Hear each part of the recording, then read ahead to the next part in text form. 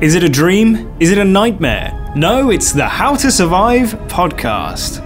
Hello, I'm Chris, and with me as always is Joe. Hello. Now Joe, obviously a lot of films that get released in the horror genre these days are remakes, and so we thought we'd discuss a remake of a film that we've already covered for the basis of comparison. So this week we're talking about the 2010 version of A Nightmare on Elm Street. And as ever, we'll start by talking about the film in general and some things we liked and some things we didn't like. Come on. And then we'll get on to How to Survive. I think there's going to be a lot of theory. So fans of us talking about themes and stuff in films, they're going to enjoy this because there's a lot of themes to discuss, and none of them particularly good. Had you seen the film before?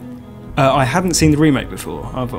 We've talked about the original before. Yeah. So if you haven't listened to that episode, then go back. It was episode 7 Wow. of the How to Survive podcast.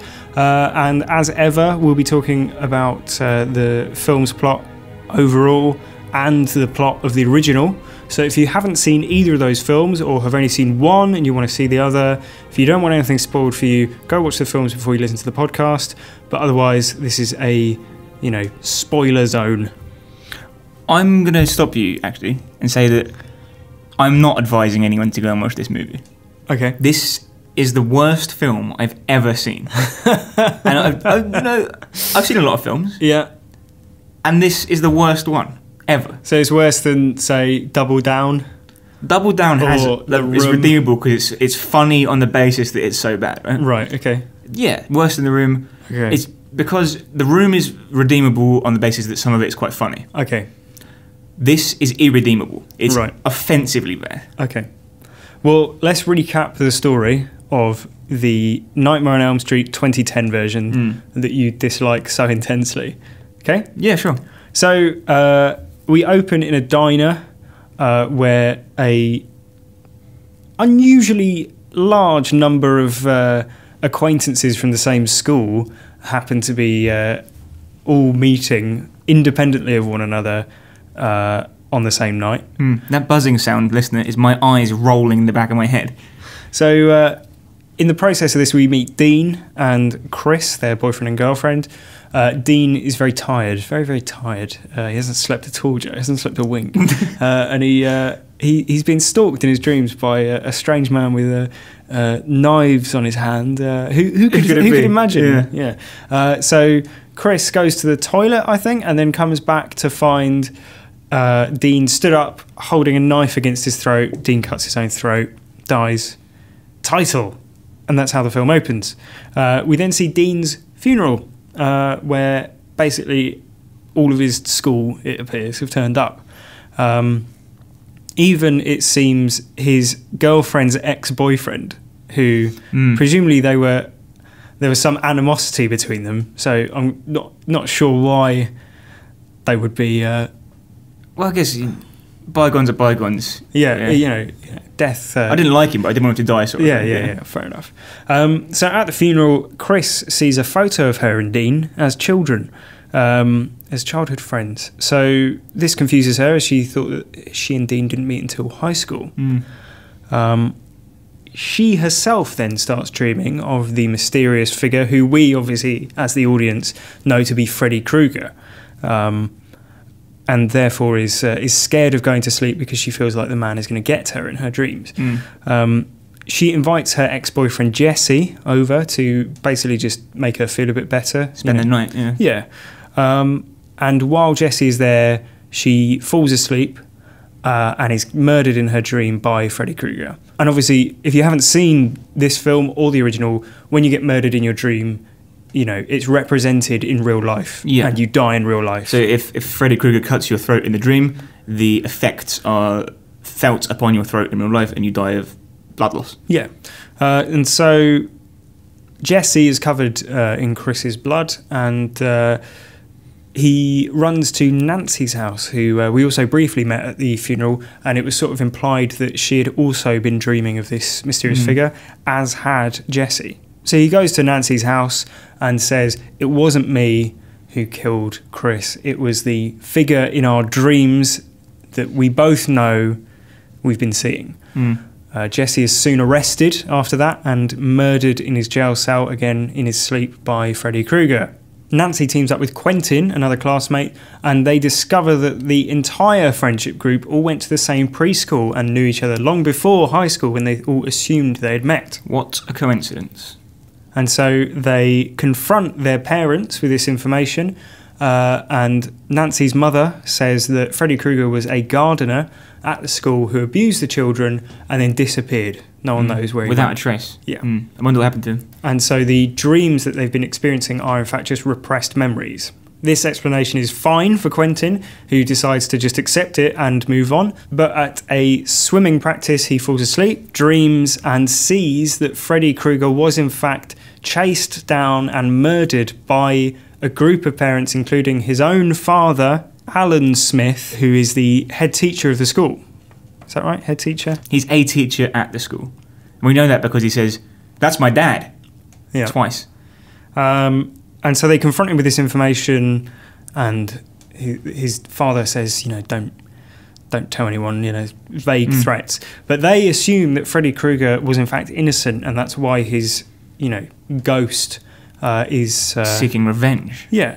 Quentin says, "It's not possible," and Nancy says, "It is possible." Yeah. And that's as much an explanation as to how that works as we get. Yep. So they think Freddy Krueger wants revenge for them lying and telling their parents that he was a paedophile when he wasn't. So they find the preschool where he lived and worked and that they used to attend, and find his secret room. Yeah, it's still the same after 20 years. Yeah. And it's said that, the police and the parents never managed to find the secret room, but it takes the two teenagers all of about 45 seconds to uncover the secret entrance. They find his secret room and find out that, in fact, he was a child molester. Yeah. And find pictorial evidence of all of his crimes, and it's all cut and dry. He was definitely a paedophile. Yeah. So Nancy and Quentin hatch a plan to drag Freddy Krueger into the real world out of the dream. By this point as well, they're sort of experiencing this symptom of their insomnia where they can't ever tell whether or not they're dreaming at any point. Damn the luck, eh? And if they carry on without sleep, eventually they will fall into a coma and sleep forever. Yeah, dream forever too. Dream forever.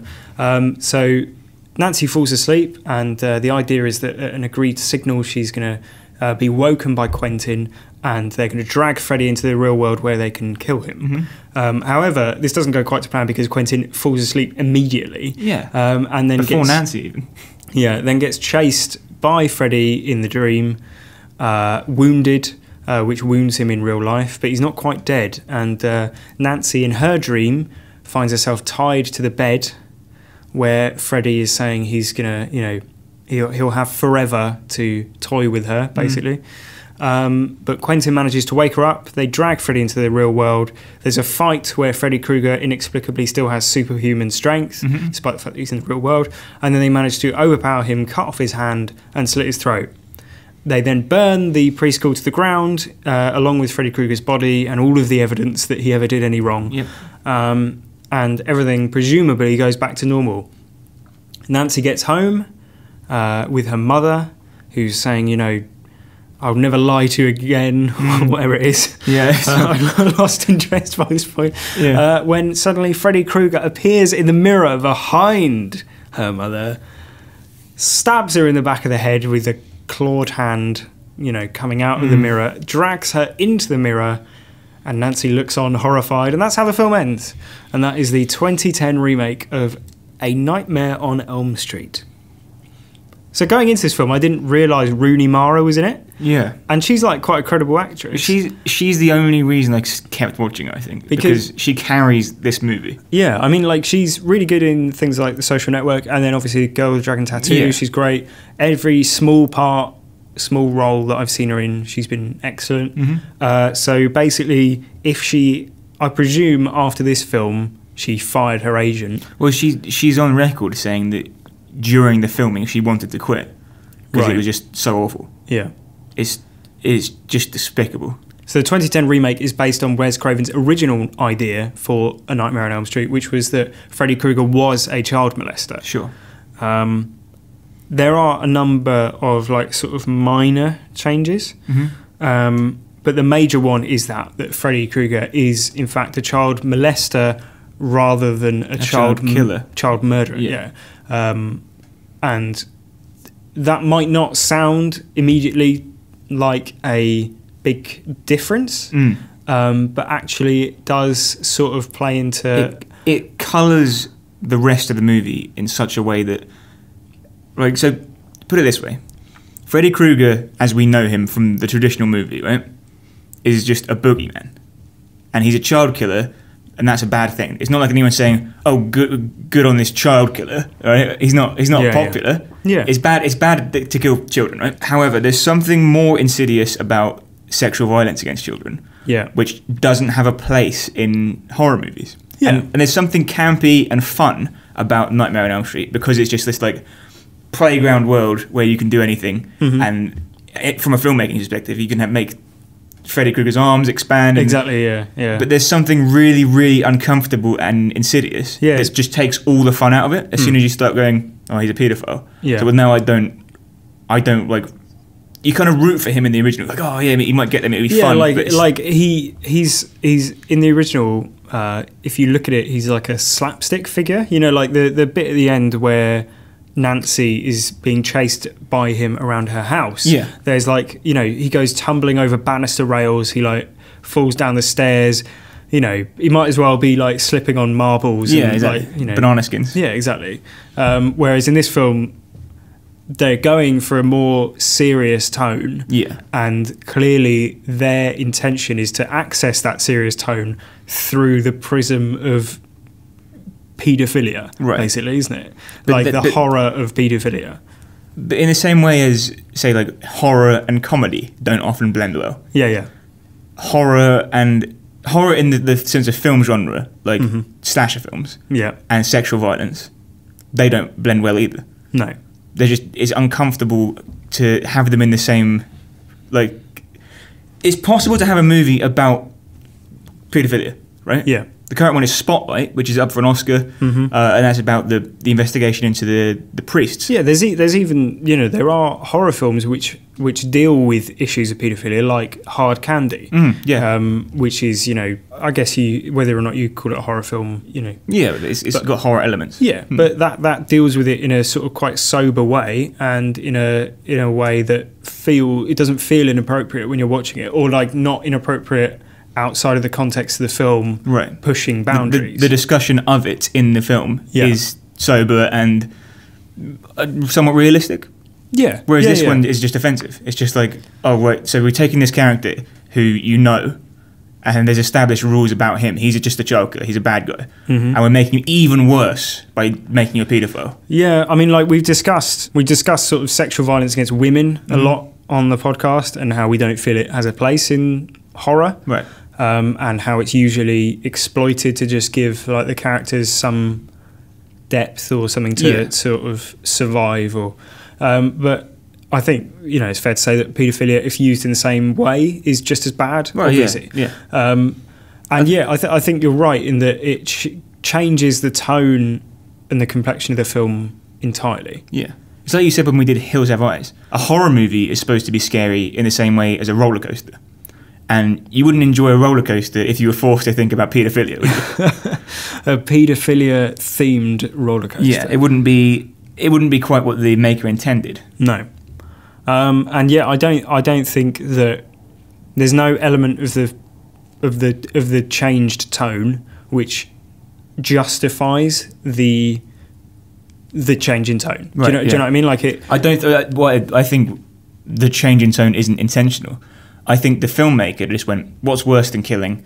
Oh, pedos are worse. Yeah. Let's add that in, and that'll make Freddy Krueger even worse in this one. Oh, look how bad he is now. Yeah, I take your point, but I think that it is to some extent intentional to make it a grittier, you know, like scarier for modern audiences. But that's ridiculous because it's Freddy Krueger. It's Nightmare on Elm Street. You can't. But you have to admit that they are trying to like, you know, this is a remake. This is I mean, we were discussing earlier before we start recording what's the difference between a remake and a reboot. This is essentially a reboot because I mean, obviously the ending to some extent sets it up for a sequel that will never happen. Yeah. Because it was a failure, critically and commercially, really. And also, you know, it's such a drastic change in tone that I don't think it's unintentional. I don't think they were going for the same sort of campy 80s, you know, feel as the original. And also, like, we see horror films which take like a 1980s aesthetic or style or whatever and still have like a serious tone. So like something like It Follows feels an 80s horror film. But in a way, I think It Follows recognises that that's the sort of thing that makes horror good. The things people like about horror are that look and feel.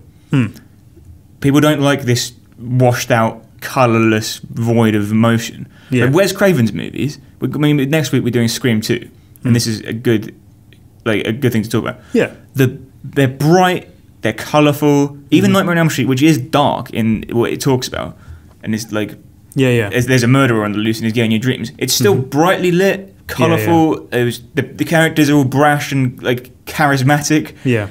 And interesting. This one is just devoid of anything. It's just like, what can we do that's bad? Pedo. What can we do that's really bad? Oh, just he can kill a pedo. Yeah, there's blood everywhere and there's fire. Like they didn't show Freddy Krueger's death in the original film. No, they show it in the 6th film, which is the final nightmare, I think.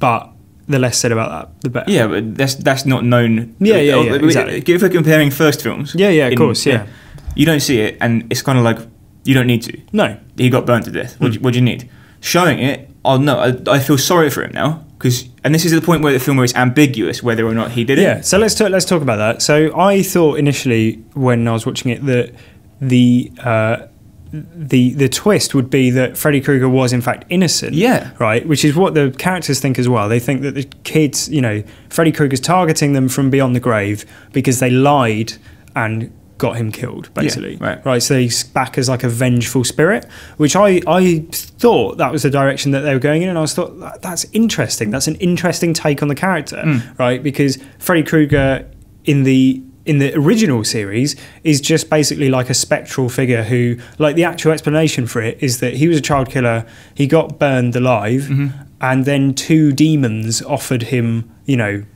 the ability. I'll stop you there. Yeah. This is expanded universe. Right? No, this is within the film series, but it's further. It's obviously not in the original film. But he's like he is a supernatural figure who's given his power by demons, and it's, you know, he's a supernatural figure is what I'm saying, and it's like his motives are like supernaturally evil. So he's like an evil person.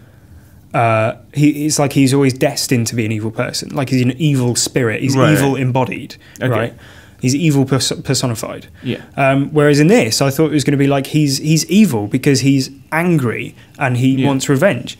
See, my reading of the first film, and this is before all the demons and all the stuff from the extra films, is that he was taking revenge against the parents who killed him by attacking their children. And the sins of the father become the sins of the son, right?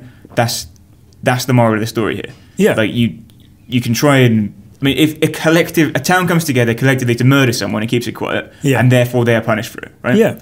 This one went down that route. Yeah, and it would have made a lot more sense to do that, because if they did it to an innocent man, then the man has even more right to... He has a motive, right, which makes him an interesting character. Yeah, exactly. Right, whereas then, you know, 15 minutes before the end of the film, it's revealed that he is as evil as everyone thought. Yeah. Right? So the stuff with the parents, and they're keeping it under wraps, and, you know, they're sort of like the subtext of their guilt, you know, and like not knowing whether or not, you know, because they say, how did you know? Did you find any evidence that he was doing these things? And they say, no, we never found anything, right? That's all pointless. That's like just waste of time, because it's like, why set that up if you're not going to follow through with it? It's insulting to us as well as the viewer, because for a few moments you think, okay, well, so that is interesting, and you see him burn alive. Yeah, and you actually feel a bit sorry for him, because no one wants to burn alive. Yeah, exactly. Right? Yeah. And it's not shown in like look at this helpless person. It's like, oh, leering and like, look at the guy burning to death, and so you feel sorry for him. Next scene, there's where the sort of ambiguity comes in even stronger, and she's talking to the guy's father, and he says, listen, as far as you're concerned, Freddy Krueger never existed. Yeah. Right? Which is fine if he was innocent and they're trying to cover it up. But to find out that he actually was guilty of these crimes. Yeah. This guy's telling the girl, like, oh, as far as you're concerned, you have no right to complain about the things that happen to you. Yeah. It's like, it is a massive misstep, basically, isn't it? Which colours the rest of the film. And like, we've spoken for nearly like 20 minutes just on this one element. Right. Which you can see how, like, because it seems, if you said to someone, Nightmare on Elm Street originally, he's a child killer. In the remake, he's a paedophile child killer, right? Then that doesn't necessarily seem like a massive difference. But it's just the tonal change, just with that like one element. And I dare say that's part of the reason Wes Craven chose not to do it in the first place. It's not like this is a direct. He was like went to his death like, oh, I wish I could have done Nightmare on Elm Street the way I envisaged it, because he's even come out and said he didn't want this film to be made, the remake. Yeah.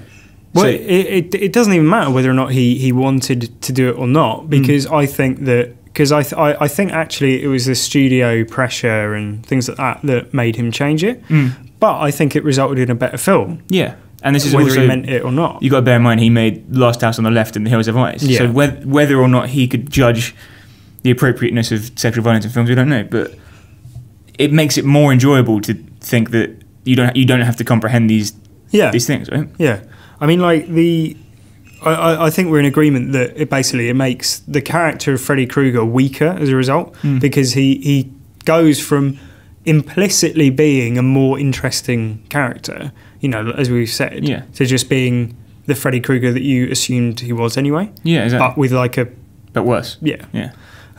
But that said, I think Jackie L. Haley, though he's not given a lot to do, is pretty good as Freddy. Well, it seems to me like in the original, Freddy Krueger makes these one-liners and he's wisecracking and stuff. Yeah. But in this one, he's just saying these creepy one-liners that don't really. Oh yeah, no, I don't like the character. No. But Jackie L. Haley's performance is quite good, I thought, and obviously a lot of that, I guess, comes down to prosthetics and things. Yeah. But he is creepy and horrible to watch when he's on screen. Yeah, exactly. Yeah, it's just that element that we keep returning to that sort of spoils the whole film. Another area in which the film suffers by comparison to the original, I think, is that in the original you had the character of Tina, and her, Cypher in this version is the character of Chris, who is set up as the main character, essentially, for the first third of the film, as it happens in the original. Yes. In the original, that happens, and it's a surprise when she gets killed off, because you think, oh, it's the main character, oh, she's been killed. Yes. Right? In this, they just repeat the same trick. Exactly, yeah. And obviously, I know that they're redoing the film, they're remaking the film in order to appeal to a modern audience. Yes. Right? And I'm sure if you asked any of the producers or whatever, they're like, oh, we wanted it to appeal to, an audience, we wanted it to be scary for an audience who hadn't even heard of the original. Like, you don't have to have seen the original to enjoy this film, which I'm sure if you enjoy this film, it doesn't matter if you've seen the original or not. Yeah. But like, they're kidding themselves if, a large part of the audience aren't going to be people who are wanting to see how an iconic film is redone in a modern way. Yeah, exactly. Right? And to just repeat the same twist is not only like lazy, but it's totally ineffective as well, because the whole first third of the film, I mean, like her story, Chris/Tina, her story plays out identically. Even her death. Yeah, and even her inviting her, ex-boyfriend over and all that sort of thing, right? It's all identical. When you're remaking a film, retreading the old twists is like a useless idea. Yeah, exactly. Because it doesn't improve the film in any way. If I came to you and said, look, we've been given $60 million to make a new Nightmare on Elm Street movie. Sure. It's going to have Freddy Krueger in it, obviously, and we can do what we want, right? So here's what I want, right? I want us to have, that scene when she's in the bath and the hand comes up? Yeah. I want us to remake that. Like shot for shot. Yeah, and so we'll have that, yeah? Yeah. Yeah, okay. I want us to have the girl who dies a third of the way through the film by getting thrown around the room. and then her boyfriend gets arrested and dies in prison. Yeah, can we have that in it? Yep. Okay, cool, thanks. Oh, I like the shot when she's looking down the school corridor and there's the girl in the body bag. I want that in it because that's what people liked in the first film, isn't it, Chris? Yeah, exactly. That's what we got to have those exact elements. What they want is a slightly shinier looking version of a film that they've already seen many times. Yeah, and it doesn't look good. None of it looks good. I was thinking actually watching it. There's a scene where Nancy falls asleep and Freddy's face comes out of her wall. Yeah, which is like CGI. But that happens above Johnny Depp's bed, right? Yeah, in the first one, and it looks incredible then because they actually had a wall and there was someone behind it and it was like prosthetic, right? Yeah. And this looks like a PlayStation game and it's just so rubbish. Yeah. It looked rubbish. In the original, right? But that's what I want to talk about because it's so much better than this. If anyone's sick of us comparing the two, that is like the only reason we've watched this. Yeah. So, sorry. Yeah. We'll come to the How to Survive stuff shortly. Yeah. But in the meantime, 1984 was a golden era for horror special effects. You got The Thing. You got all that sort of stuff coming out. There's amazing things you can do because it was like an epoch of experimentation and cool stuff happening. This is the embodiment of that because you've got things like when his arms stretch out. Yeah. Like even the stuff in the bath. That's cool because the telephone tongue thing. Exactly. As well, yeah. And the wall when you had a whole wall sort of morphs into someone. That looks amazing. It doesn't work as CGI. No, it doesn't. It's rubber men from a video game, and I don't get it. A big problem that I always find with CGI is that it lacks like weight. Like that's exactly. You can see that it lacks weight on screen somehow. Yeah. It's like an uncanny valley thing. Yeah. You just don't care about CGI things. Like it doesn't. It completely takes you out did of the nothing for me, that scene. And the filmmakers said they only used CGI on things that they thought were essential, which is bollocks because they made the film before without it, and it looked good then. Obviously, you don't like the film visually. Yeah. Aesthetically, there are visual elements that I did think were quite good. There's a scene where Nancy leaves her bathroom to go to bed and she walks into her room and snow's falling. Right. Like in terms of imagery, that's quite a good stark image, right? Yeah. It reminded me of Shutter Island. Have you seen that? Yeah. Where he hallucinates that and there's, ash falling and he's in a room and the ash I think is falling upwards as well. Yeah, yeah. And it's quite it's stark imagery like that. I like when Quentin is swimming and he falls asleep while swimming, and he falls down and sort of like into a fountain. Yeah, it's like a pool. Yeah, and then I thought some elements of like the dream sequence stuff were done quite well. Yeah, but they were almost universally the bits that didn't involve any CGI, any sort of trickery in that respect. It was all just like camera interesting aesthetic, presentation of things. Yeah, right. Yeah, so like the CGI elements add nothing. No, it's useless. Samuel Bayer is a music video director before this. I think that comes across quite well in the aesthetic of the movie. Like certain shots wouldn't be out of place in music videos. Yeah, and the film's produced by Michael Bay. Yeah, who also made his name in music videos. Yeah, exactly. It's the modern aesthetic, isn't it? Yeah, right. Like it looks like if you watch the original, it doesn't look like it because, like as you said, it's colourful. It's interesting prosthetics, all that sort of thing. It looks unique, right? This looks like every horror film that's been released in the last 10 years. Yeah. Like all the Saw films, like the Friday the 13th remake, The Purge, like any mainstream appeal horror film that's come out in the last 10 to 15 years looks identical. The colour's drained out of them, so they're basically black and white. And it's like a grimy, sort of grisly... Yeah. Aesthetic. But maybe in one film you could go, that's an interesting way of doing it. But by this time, you're like, Jesus Christ, like serious.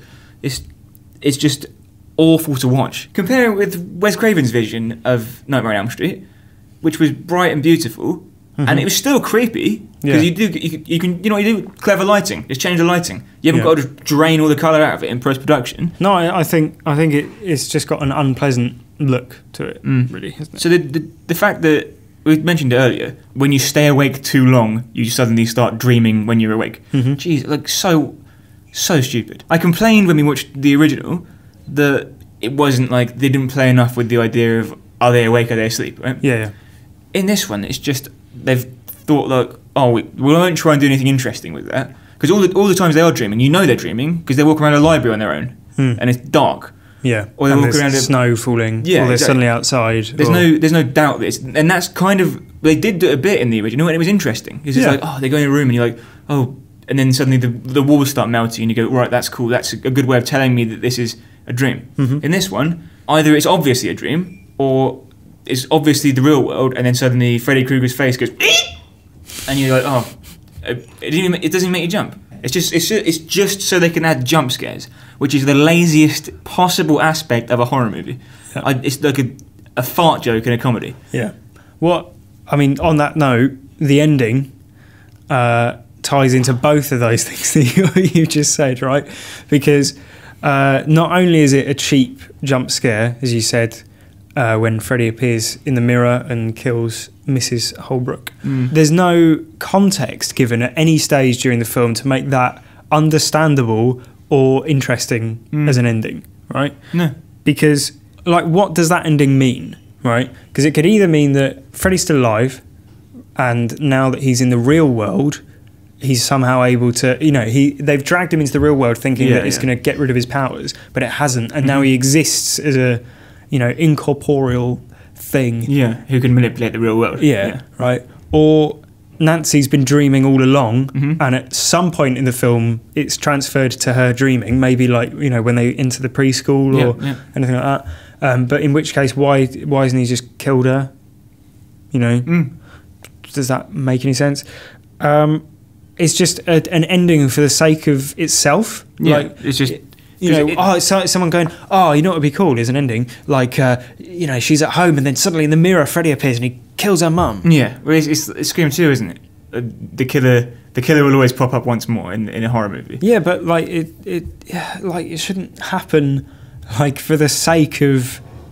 Well, I mean, it does happen. Like, I don't know why I'm getting annoyed about it, because it's a bad film anyway. Yeah. And it happens in every horror film. Spoils the film. Yeah, like it's not like I don't know. Like, the first thing that came to my head is Kingsman, because if you've seen that, there's a final shot that ruins that film. A bum note. Yeah. I just feel like a lot of the time I watch these films and I think if I was on the production team of that or the artistic team for this film, I'd be in a room and like people would be going, yeah, it'd be really cool if Freddy Krueger was a paedophile now. It'd be really cool if we just like reshot a load of the scenes. Wouldn't it be cool if, like, rather than coming up with any ideas of our own, we just rehashed old ones but worse? Yeah. And like, wouldn't it be cool if at the end Freddy Krueger just sort of appears out of the mirror? Oh, you could punch your mum in the back of the head. Yeah, with a knife, right? Yeah. I'd just be thinking like, what?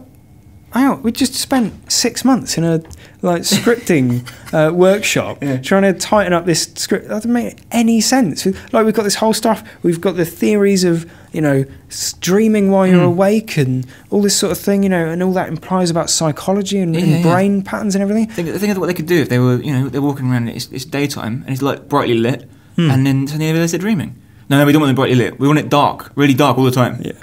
So it's basically, inconsequential whether they're dreaming or not. Yeah. It's either they're in a dark preschool basement or a dark boiler room. Yeah.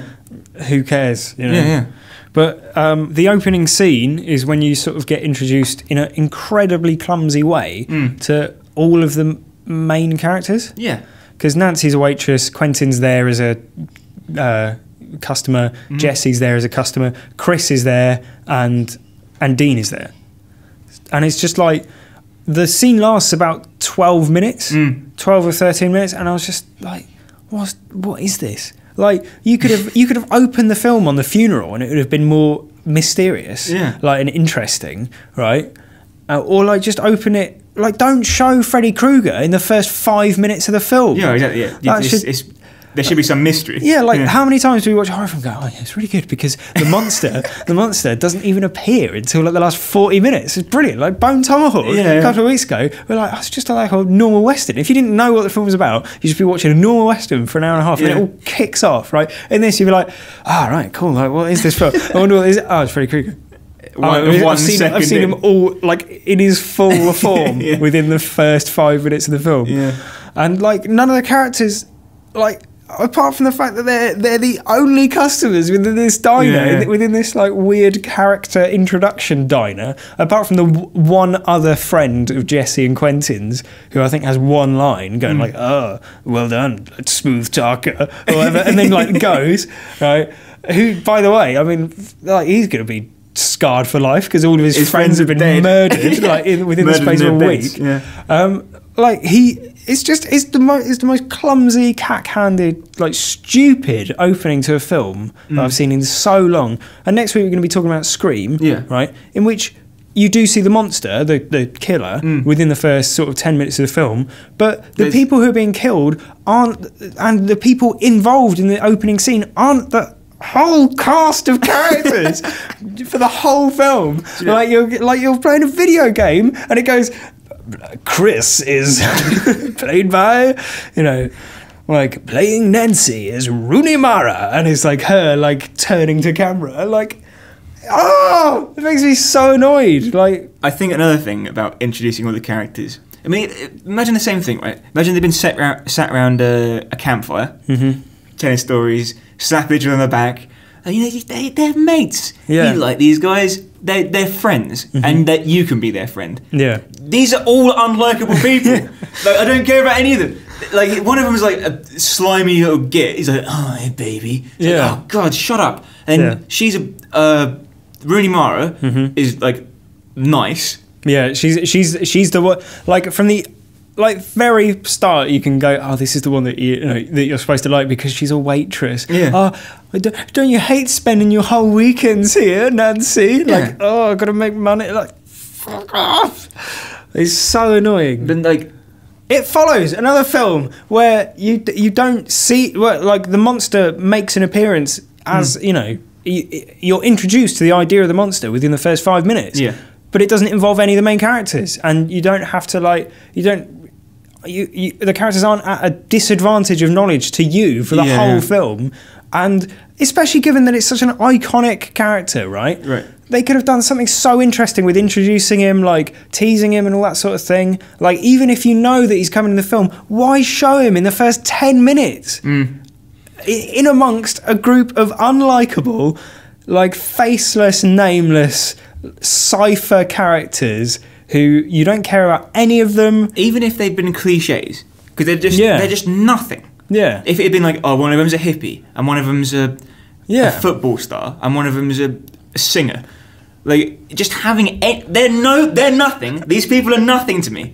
Yeah, I want them to die because then the movie will be over. A few weeks back, we talked about Friday the 13th Part 3, right? In which we talked about how bad the characters are, and we said, there's that scene where you have the Hispanic girl who they go to her house and her mum answers the door and they say, "Oh, is she coming?" And then you hear some arguing and stuff, and they say, "Oh, it's fine," right? And even though that's not even touched on in the film, right, there's like a tiny like morsel of character development. This film doesn't even have that. It's ridiculous. Yeah. So we're talking about this film because it's a remake, Joe. And you said to me before the show started, "Chris, my friend, tell me if there are any good remakes of films." Can I just defend my position before we begin? Okay. Right? I'm of the opinion that remaking anything has to be justified, right? That no one's rewriting novels, okay? Because when you've written it stands on its own. And arguably you wouldn't have money to make from remaking a novel. Right? I can see the financial element, right? Yeah. But it's just so unoriginal, right? Video games, I can say, oh yeah, like Tomb Raider 1 for PlayStation 1, I'd like to see that remade, remastered in modern day graphics so that I could play it more easily. Because I've played it recently and it's hard to play because it's limited by what they had available at the time. There's a justified argument for remaking that. Take a bad example, George Lucas remastering Star Wars. So unnecessary. People aren't like queuing up saying, "Lord Lucas, we want more stuff. We want more things crammed into these frames." Yeah. And that's the epitome of what like is wrong with the film industry. It's just money grabbing. Reboot, the phrase reboot, if you hear that, you're hearing cash grab, right? Spider-Man. They made the Tobey Maguire films, and those were the first feature films, live action. Yeah. And they were good. Mm-hmm. But the first one was good. Second one, very good. Yeah. Third one, what the fuck's going on? Yeah. Right. Yeah. So we'll remake it. We'll reboot it. The Amazing Spider-Man. Yeah. All right. First one, okay. Second one, like fuck off, seriously. Right? Now they're rebooting it again. It's like, and the suckers are going to keep going. Yeah, I know. Yeah. So you're not a fan of remakes? Remakes? No, I'm not. I don't. Is it true to say that you said to me you didn't believe there is a single good remake? It might be hyperbole, but that is something you've said, isn't it? And I know. I've worked out what you're going to say now. These are my conditions. Okay. A remake, to be good in my eyes, has to be justifiable in the sense of we have to have a reason for making it, worthwhile in the sense of people are asking for it, and of a high enough unique quality that it's worthwhile. Okay. For instance, the guy who remade Psycho. Right. Gus Van Sant. Yeah. He remade it shot for shot with Vince Vaughn. Yeah. Why? Yeah, well, it was like sort of almost an experiment, isn't it? It's like a weird, does the film retain its quality if it's remade shot by shot? Like, because whether or not he actually intended that, I think he probably did intend something like that. But I've got a few remakes that I'd like to throw your way. One film we've discussed already, Dawn of the Dead. Yeah. 1978 version. A good film. Yes. We covered it. 2004 Zack Snyder version. I would say also a good film. Right, very different. Yeah. Because of it only really retains zombies and shopping centre. Yeah, but it's a remake. Yeah. Okay. Yeah. Okay. It's taking the original premise and updating it for a modern audience. Doing it an interesting new twist. Right? Is that fair? That is fair. Yeah. I don't know if it has the same substance as the original, just because it doesn't have any. Yeah. It doesn't have the satire element. Yeah. But whether or not that's something that modern audiences care about. Right. I don't know. Okay. Good point. That's a good film, and it was a remake. Okay. Scarface. There's a 1932 gangster film. 1983 Al Pacino one. They're remaking that again. Of course they are. Yeah. The Fly. Yeah. There's a 1958 version and obviously the 1986 version with Jeff Goldblum. Yeah. The Thing. Yeah. Right. That's actually been remade twice already. Right. So there's a 1951 version. Yeah. The 1982 version, which was John Carpenter, was great. We've watched it. We'll probably cover it on the podcast at some point. Yeah. And then there was a 2011, 2012 version, which less said about the better. Yeah, sure. But the one that I wanted to bring up, and you may have guessed, right? Say, so tell me, Joe, what is the film that you say is your favourite film of all time? My favourite film ever is True Grit. Yeah, a remake. It's a 1969 John Wayne Western. Well, I would say this. Okay. It's based on a novel, and I would say that the three movies that exist, which are reimaginings of the novel. It's a readaptation. It's an adaptation, not a remake. Yeah. Okay. So I think that the Coen Brothers movie could have existed without the John Wayne version. Okay. I think. I mean, I brought this up because you'd painted yourself into a corner. Well, yeah, you wanted to crucify me. Yeah. But I take your point and I agree with it. But yeah, I think that there are some remakes that are good. One noticeable thing is that almost all of these come sort of 30-odd years apart. Right, not 4 or 5 in the case of Spider-Man. Yeah, or apparently, you told me earlier, they're remaking the remake of A Nightmare on Elm Street. Yeah, that's what I read doing another reboot of the Nightmare on Elm Street franchise. Yes. So I'm sure we'll cover that on the podcast whenever it comes out. Well, it's just despicable, isn't it? Because you've asked me before, like, what I think about it in general. I think about like making sequels to a much loved film, and it is so cynical because like Nightmare on Elm Street when it first came out was an original idea and unique and it was fun, and I haven't seen any of the others, and you're just telling me it's demons and shut up, honestly. Like it's just okay, we're both Lost fans, right? The TV series Lost. Yeah. Spoilers for... Yeah, if you haven't seen the 15-year-old TV show, what you went for. First series, excellent. Second series, excellent. You're setting up a haunted house on an island.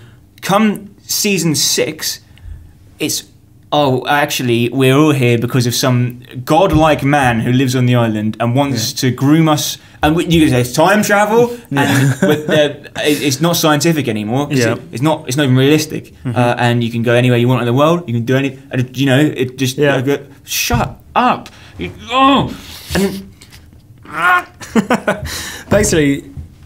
Basically, film and TV production, they just can't let a good thing lie. No, if there's money to be made from something's name, then they're never going to let it rest, are they? No, exactly. And it'll be interesting next week when we talk about the first proper sequel, because we've done Friday the 13th sequels, but that's more of a self-flagellation sort of thing. Yeah, and Jurassic World we did, but that's more of a reboot. Yeah, for a modern audience, and that stands up probably. So we come as ever to that point in the show where we talk about how we'd survive. And firstly, I'd say that obviously this is a remake, so if you want to know how to survive, if you've got a man haunting your dreams, chasing you, and all that sort of thing, refer back to How to Survive episode 7, where we covered the original, whose logic and rules about the dream world and dream and reality and all that sort of thing, I have to say, were much better set out. Here's my question for you, Joe, in terms of How to Survive. Do micro naps, as they're set out in the film, make this film essentially impossible to survive? Yes and no. Do go on. Well, we've had films before where it's impossible to survive, or very difficult, and I think the characters in this film could have done things that would have benefited them, right? The first one is, if you're tired, right, to the point of going crazy, would you do any exercise? No, I wouldn't go to a swimming meet. No, and expect to do it. I work out in the mornings. But if I've had a late night the night before, my workout suffers by, I'm talking 20% probably, and that's on a few hours sleep. These guys have been awake for days, and he's still. What is he thinking? What's going to happen? But what is the alternative? You're saying don't exercise because you need sleep, so go and sleep. No, I'm saying that if you. Well, what is he going to do? You're going to knock yourself out with exhaustion. You're going to pass out. At this point in the film as well, he's accepted the idea that they're repressed memories that he, being uncovered through dreams. Still, what's he think? He's not going to win the meet because he's. No, I know, yeah, but just go and rest, just chill somewhere. Yeah, okay, well then he falls asleep, and then what?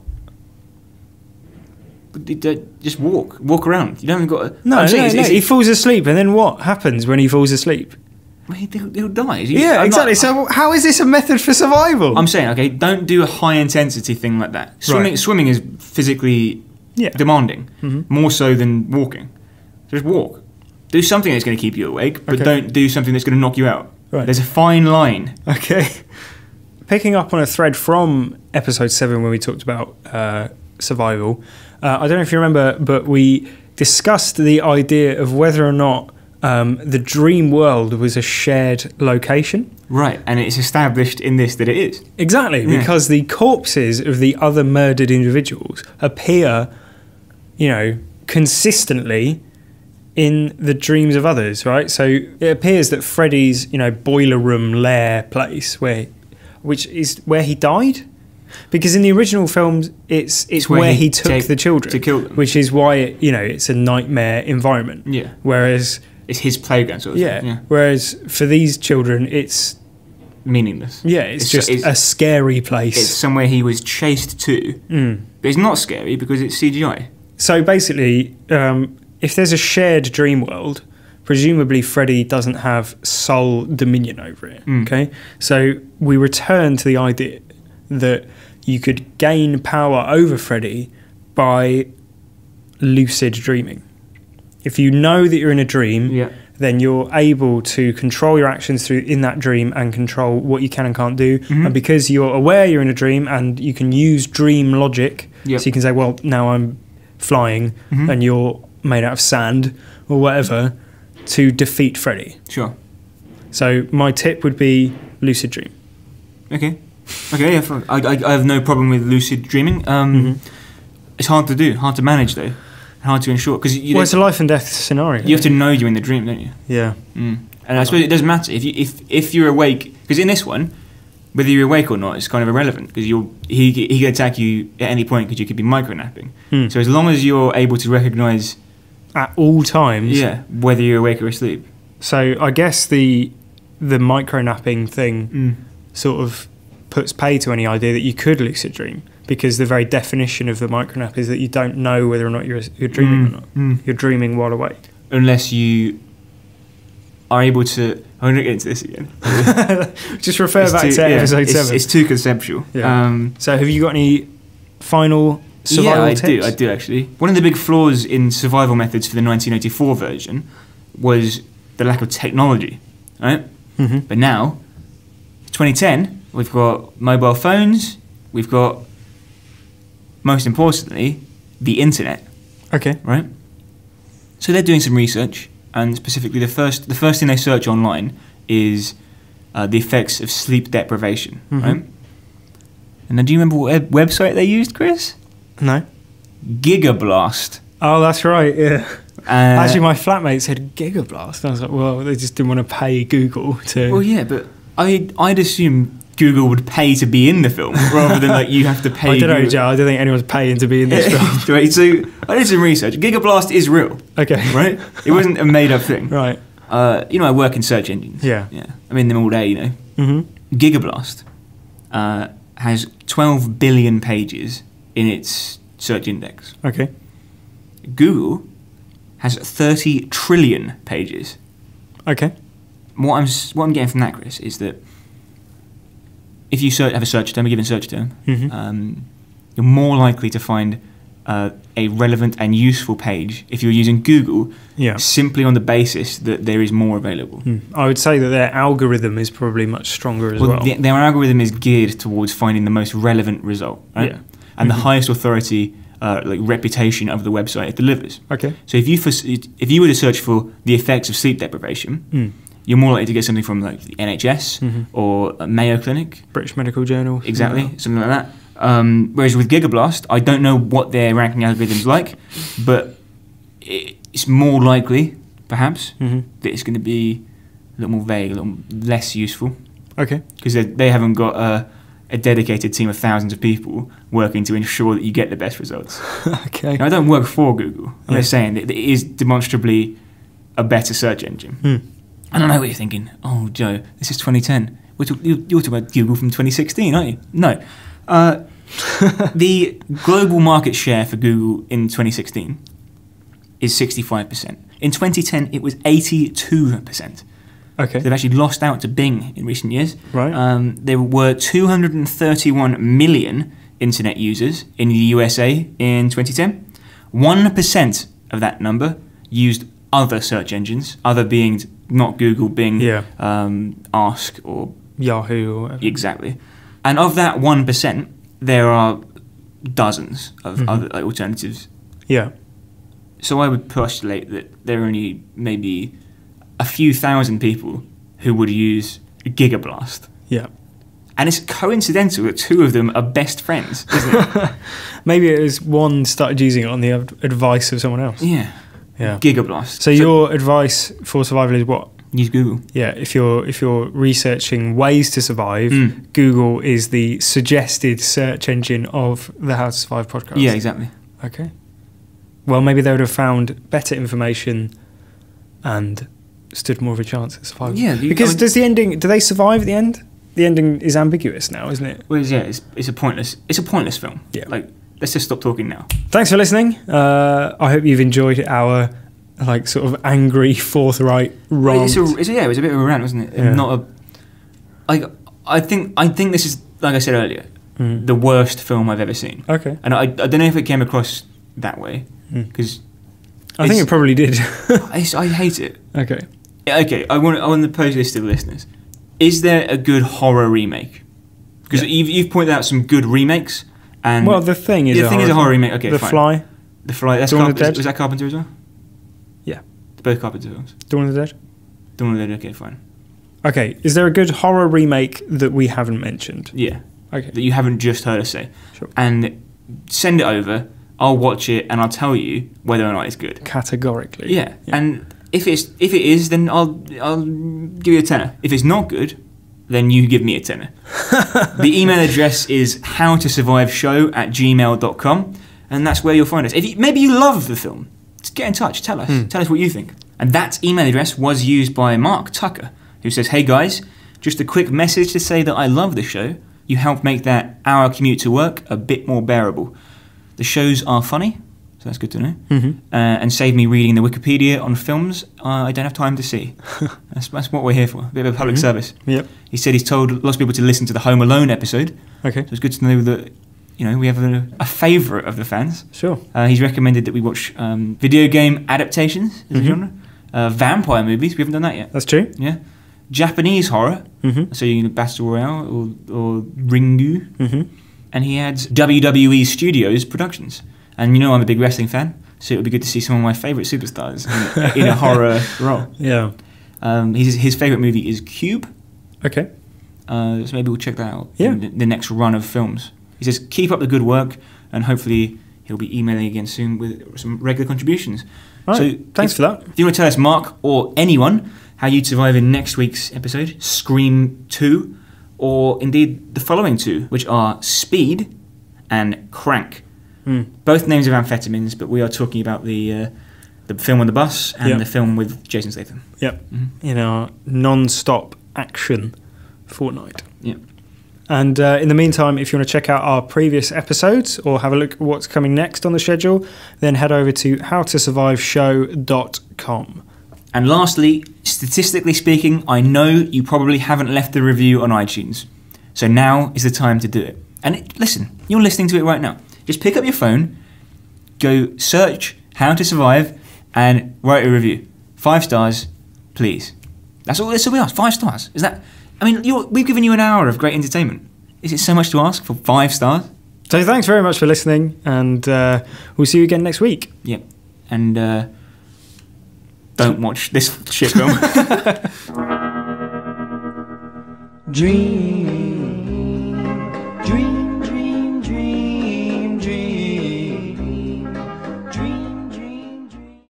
You wouldn't have him as a spokesman now, would you? I would before, not now. Freddy Krueger. Yeah.